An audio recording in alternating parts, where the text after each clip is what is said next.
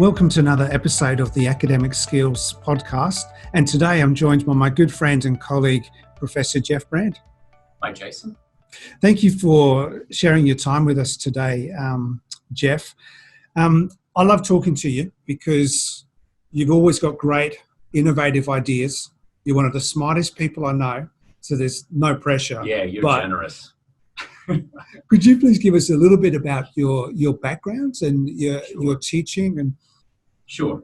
So I guess the first thing to say, Jason, is thanks very much for having me on the program. I think it's a great innovation itself. I think it's really important. And I think it helps students who are more important than me really understand what the university is about, what university generally is about, and what the future is about. And I guess the most important thing you need to hear from me is that I'm an optimist. And in the face of probably the most trying period of our lifetime, we have a lot to look forward to. And I think that our future students should adopt that mindset, because that's the way we drive change for positive outcomes. Positive mindset, growth mindset, green thoughts, all those things that they teach in schools is really who I am. That's who I've always been. And I've always thought that the future is bright. And there's a line in Star Wars where, Yoda says to Luke Skywalker, always in the future your head is, I guess that's me. I'm always thinking about what comes next, not because now isn't important, but if we understand the future, or we can project ourselves into the future, then we can find a place for ourselves. And as a parent myself, I can see that giving my children a sense of their place in the future and having them visualize it is really important. So I like technologies. I like thinking about life 10 years from now. I like, even though it seems bleak now, but I think 10 years from now we will have really come through something that will improve our society. Yeah. I believe that. It's an interesting point, because I remember sitting in a university lecture many years ago, and my academic was talking about handheld computers, which was inconceivable to me. Inconceivable. And now everybody has a smartphone, and I suddenly realized, that guy was a visionary. Absolutely. And I really admire people that are able to project and look forward to the future. And how do you see, maybe carrying that theme, how do you see study and the innovation at universities going over the next 2 to 5 years? What direction are you heading? Yeah. So, if I can, Jason, let me just take a step back and say universities are actually a relatively new thing. We think of universities, especially some of the sandstone universities in Australia, or some of the, old institutions like Harvard overseas, as being really old. And I guess in our lifespan they are, but really in terms of society, they're a very new thing. And they've changed a lot over that time period. Just in the last 30 years in Australia, universities have changed a lot. So where are they going? Well, they're going to change a lot more, and a lot more quickly. And they're going to change because they have to, because the way we produce wealth in our society is changing. All you have to do is look at the two of the richest people in the world right now, Elon Musk and Jeff Bezos. These are the heads of very progressive, innovative companies that fundamentally got the idea that digital and where we are going with digital is really important. And so universities will do that. Universities will continue to innovate. They will adopt new tools, and students, importantly, will need those universities to be not only literate, be aware of all the ways in which digital works, but they'll need to be fluent, which means they'll be able to take a base set of ideas about these technologies and apply them extensively and innovate inside them, creating new solutions to problems. So, for example, we're pivoting. We're pivoting really quickly right now. We're doing things on Zoom, which is this is being recorded on. We're doing things through video conferencing generally, through Collaborate and Microsoft Teams. 1 year ago, I wanted to introduce Teams to some of our meetings that I run. And today, it's just a matter of course. Thank goodness we were exploring that then, so we knew what to do when the challenge came. That's fluency. That's being aware of and knowing how to pivot when you need to pivot. And so what universities are going to do is we're going to meet learners where they live. As you know, I built this university in Minecraft. I did that in 2013. That's a long time ago. And I did that 7 years ago because I read an article that said the UN was using Minecraft, which was a wildly popular video game. And I've believed forever that video games will replace books to some degree. And because that's where learners are, that's how we think about exploring new ideas is often through video games, in addition, of course, to books. And I said, if the UN is thinking about putting villages so they can reimagine their lived environment in 300 places around the world in Minecraft, why can't universities build in Minecraft? And unbelievably, the semester I did that, we had a massive rain event, tropical weather event. It caused a lot of wind, a lot of flooding, and in his wisdom and caution, the Vice Chancellor closed Bonn University campus for the first time for a few days, just to safeguard students so they didn't have to travel in unsafe conditions. I said to my students, we've just built the university in Minecraft. Let's have class in Minecraft. And they said, are you serious? I said, of course I'm serious. This is a university. And that's my point. Universities are serious places, but they're not stodgy. They're not old-fashioned, especially this one, anymore. We are very much about thinking about what's possible and what can we do next. So we held class for 2 hours in Minecraft and it went off. I handed out XP, experience points. We had the lectures already online. We had a book that was an e-book already. So we just held class right inside our virtual environment. Later, we collectively wrote up a paper on it. The university, we got an award for it. And it's because we were just thinking outside the box. It's great. And that's what universities are. Universities in the future are places where people think outside the box just as a matter of routine. Amazing. Yeah, universities they're a fun place. They're a lot of hard work, but they're a fun place. And I think that's an important message. Well, I mean, we often think that work and play are opposite, but you know as well as I do that when you love what you're doing, it's not work. And maybe that's me. Maybe I'm just really selfish because I've always sought to find the fun in what I do. Well, that's why you're so young and fit, Jeff. Despite you're living the dream. Right? You're living the dream. What are you working on at the moment? So I'm working on something I'm really excited about, Jason.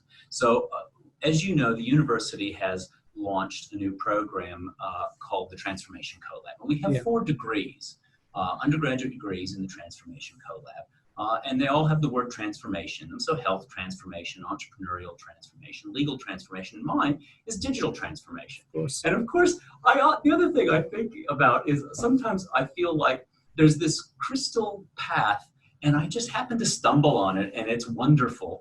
And the future just hands me gifts. Because when I proposed digital transformation for our Transformation CoLab, I mean, it's a buzzword from the mid, sort of 2015, 2016. It was really popular. Microsoft was doing a lot around it. And I thought, this is fascinating because I've always loved digital.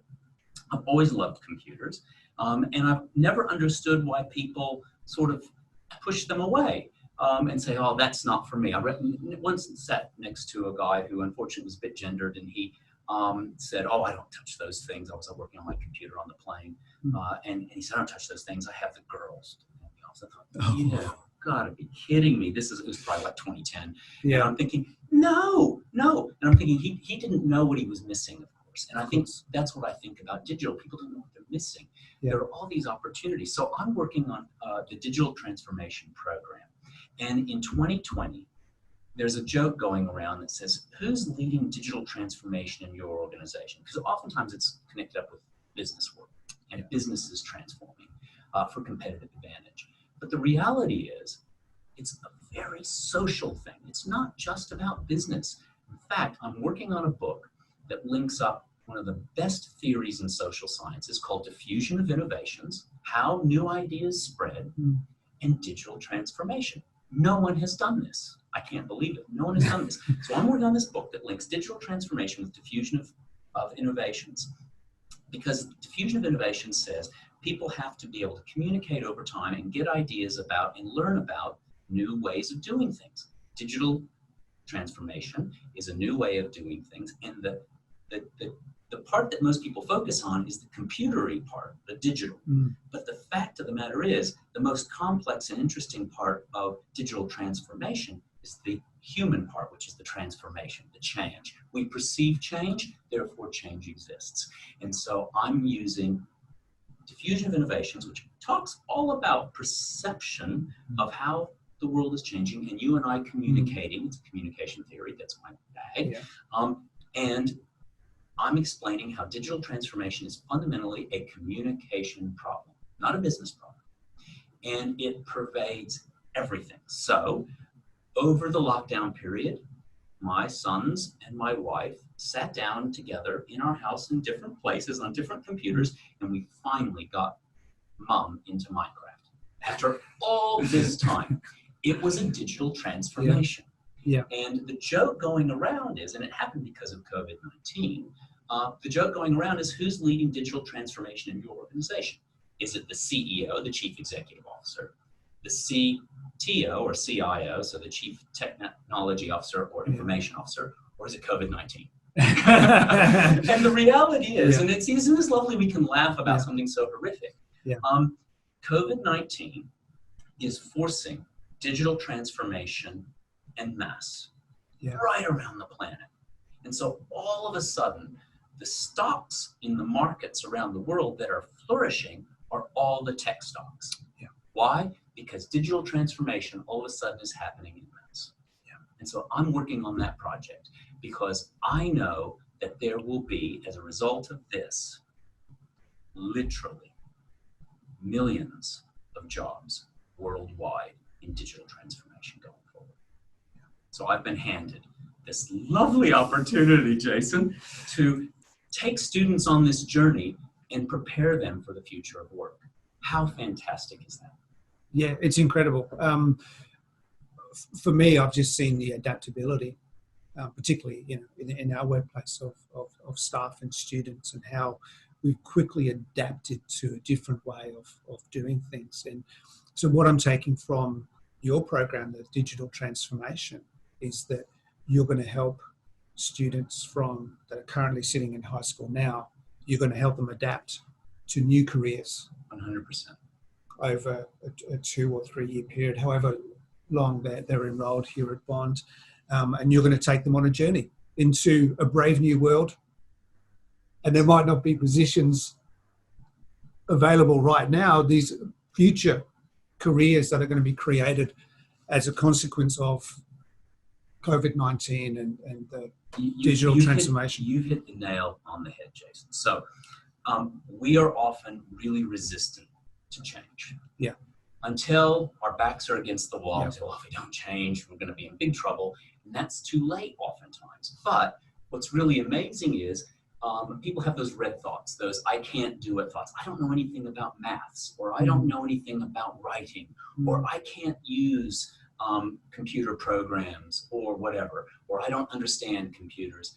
And the reality is there's nothing blocking them except that attitude. Yeah. We are learning creatures. Google calls people learning animals.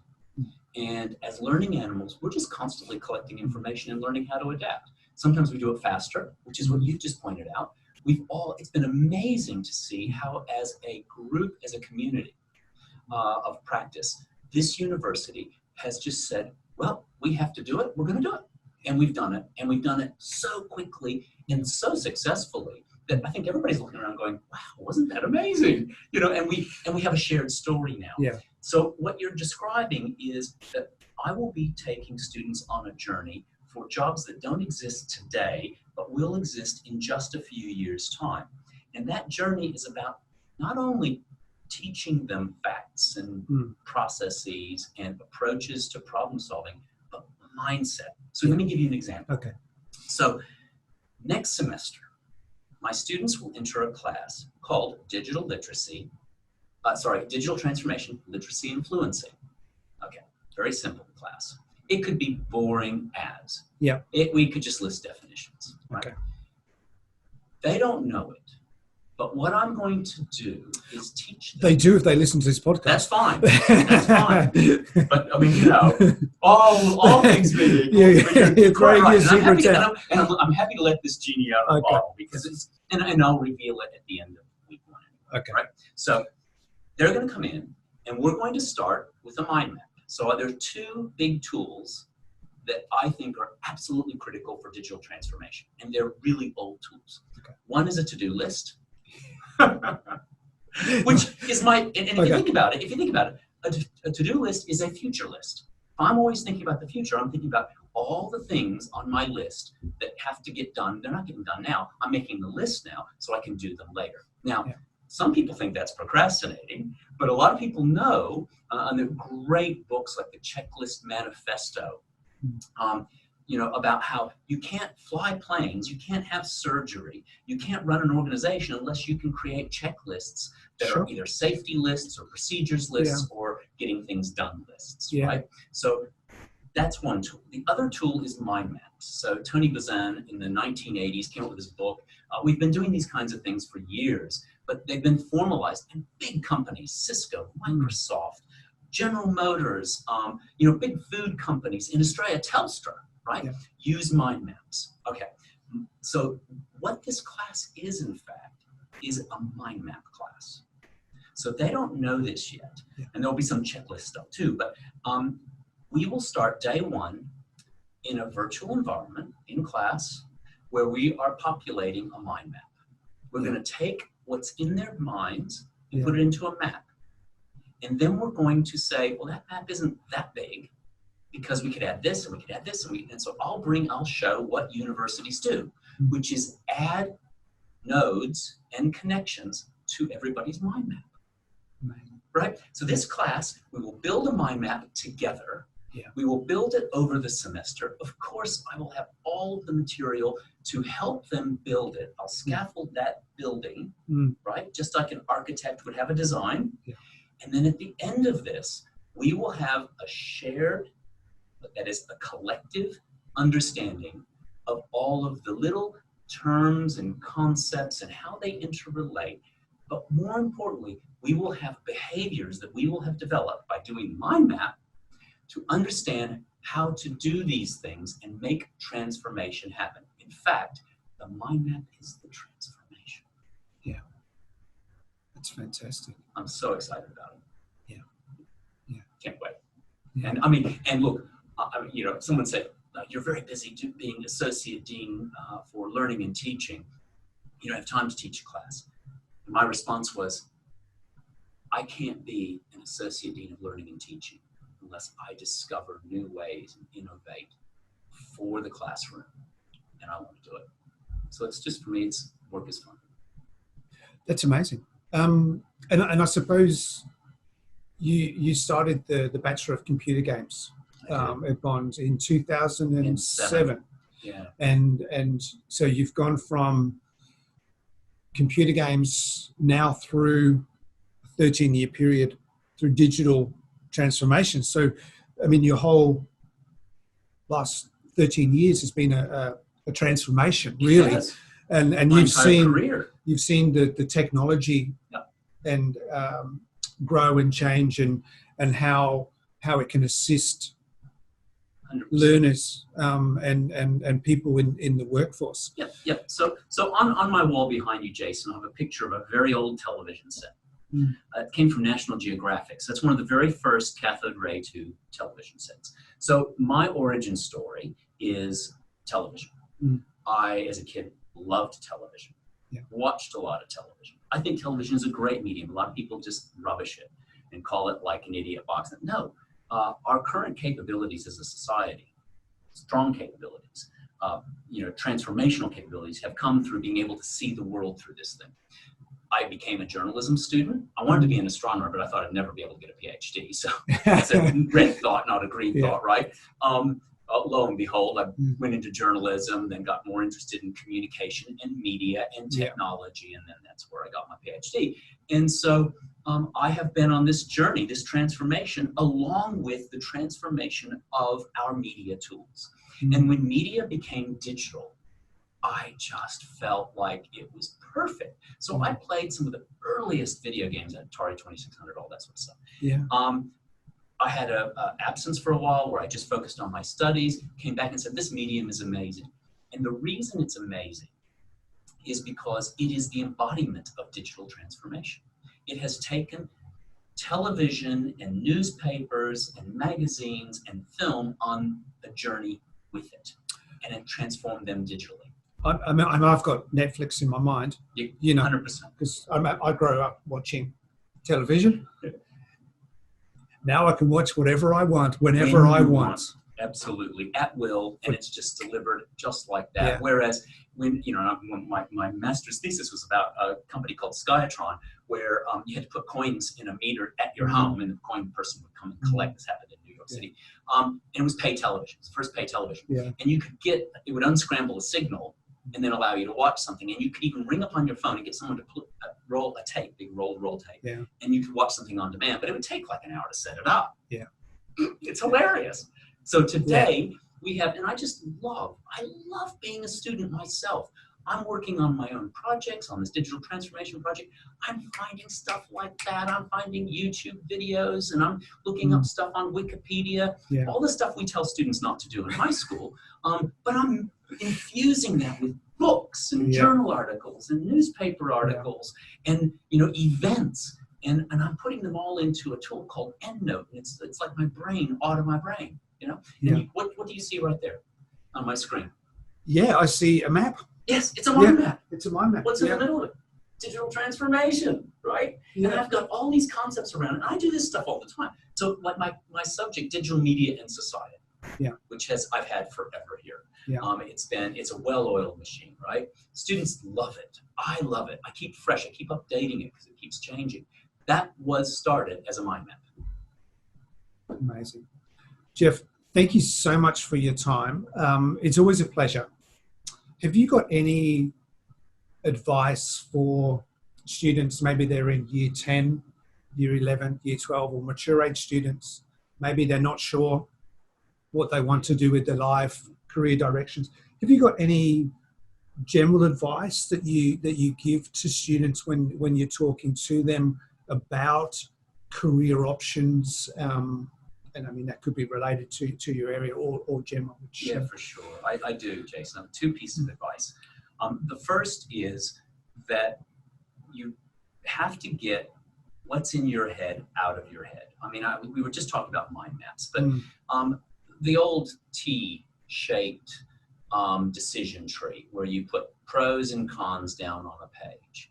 I think we should all do that. I've always done it. I've done it. I've kind of had these 5-year plans all the time, and I always update them. And when I've been in jobs, I've gone down and said, okay, these are the things I don't like. These are the things I do like. How do I minimize the don't like, maximize the do like? Can I do it? No? Okay, well, then where do I need to go next? Get it out of your head and put it in front of you on a screen or a piece of paper, because it will help you make sound decisions. That's the first piece of advice. Right? That's good advice, because often it's good to know what we don't like as much as what we do like. Right? Absolutely, and it's a way of speaking to ourselves. And then show that to people you trust. Right? Get advice, but don't ask them point blank, what should I do? Ask yourself by putting it down on a piece of paper. Do a mind map, do a decision tree, do a pluses and minuses column, and get out of your head what's inside you, both cognitively and emotionally, right? The second piece of advice is never, ever, ever just look inside yourself. So I've just said, look inside yourself and type it out on a piece of paper. What do you do next? You go and you look at what's happening in the world. Right now, if I go on Seek, Jason, and I think, okay, I want to be, as my son does, he's interested in being, so he's doing a Cert 3 traineeship in screen and media. Good kid. And he's the third one, and my wife wasn't so sure. She's in health. She thinks all this stuff is kind of silly. But it turns out that right now in 2020, it's in the top 10 job categories in LinkedIn Learning. Right?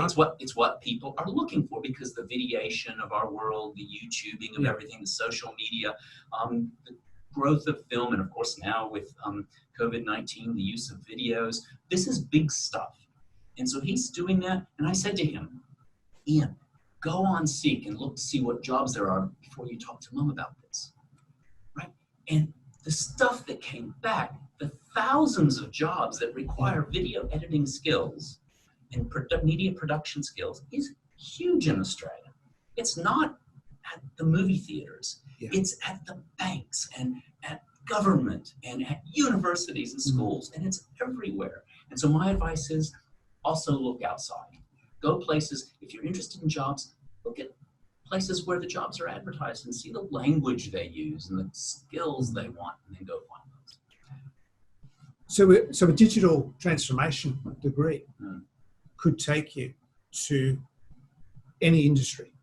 Well, I'm so glad you asked that question, Jason, because one of the things we're going to do is, you can see right away, I'm a visual person.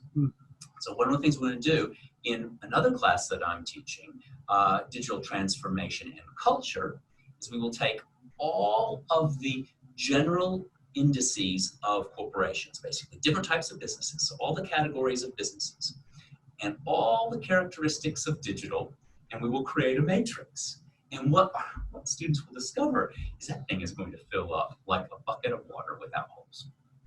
So from private to government and everything in between. And mums and dads at home and kids at home playing. Of course, older adults lament that kids don't go outside. They're inside on their computers. Well, guess what?